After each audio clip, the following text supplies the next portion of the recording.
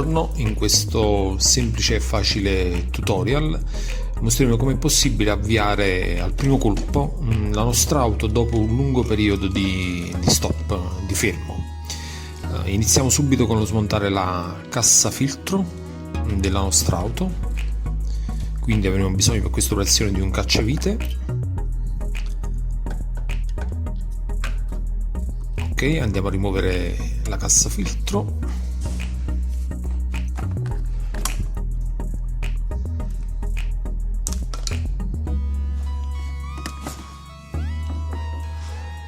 Questa operazione consiste praticamente nell'andare a riempire la vaschetta del carburatore che in tutti questi mesi sarà svuotata. Quindi abbiamo di un imbuto con collegato un piccolo tubo che andremo a collegare su un condotto che va direttamente nella vaschetta del carburatore. Ora vi mostro precisamente qual è il condotto.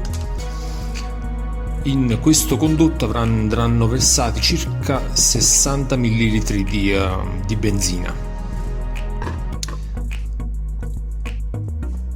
Ok, quindi prendiamo un misurino, lo riempiamo con 50-60 ml di benzina e andiamo a versarli all'interno del condotto. Non possiamo esagerare oltre questi 50-60 ml di benzina perché altrimenti fuoriuscirebbe dal carburatore inondando tutti i collettori.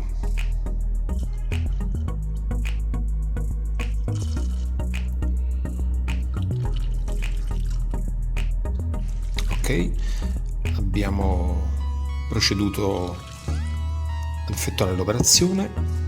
Stacchiamo il tubetto. Un altro modo molto semplice è quello di andare a staccare il tubo di afflusso della benzina, però questo lo possiamo riempire per intero fino all'orlo dell'imbuto.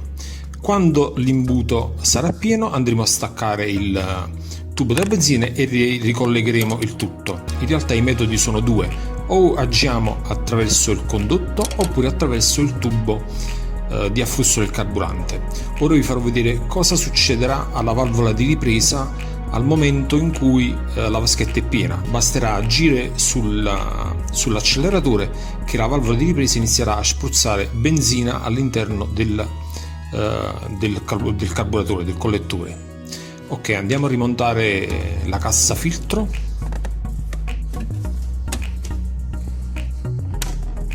L'operazione è molto semplice, permette di avviare la nostra auto praticamente al primo colpo senza evitare che si perdono quei 4-5 minuti a far girare a vuoto il motorino per far affluire la benzina da serbatoio alla pompa e successivamente a riempire la vaschetta del carburatore. In questo modo la nostra auto partirà al primo colpo e la pompa inizierà subito a pompare la benzina senza andare praticamente in sforzo per il motorino d'avviamento in pratica.